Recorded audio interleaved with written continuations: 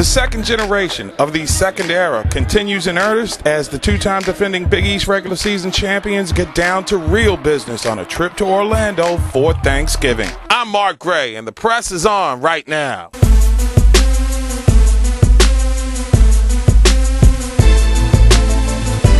John Thompson III is in the process of retooling Georgetown, adding 3 new starters to the lineup after the graduation of one of the most decorated senior classes in school history. Thompson has used the disciplined Princeton offense to resurrect the Georgetown program, but this will be a year of transition. If the young Hoyas are to be a factor in the Big East, they will look to become more of a fast break-oriented transition team, which has helped them open with wins over Jacksonville and Drexel. We have the ability.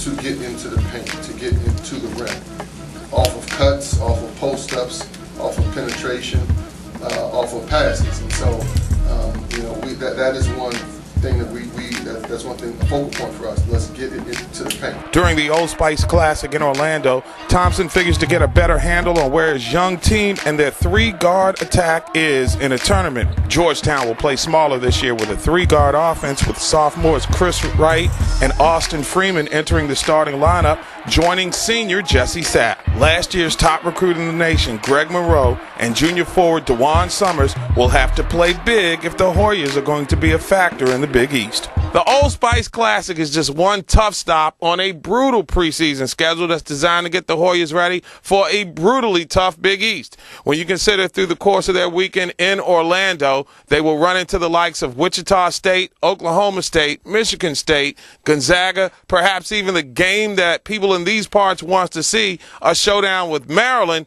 We'll learn a lot more about just how good this young team in transition can really be. I'm Mark Gray for Sports Groove TV.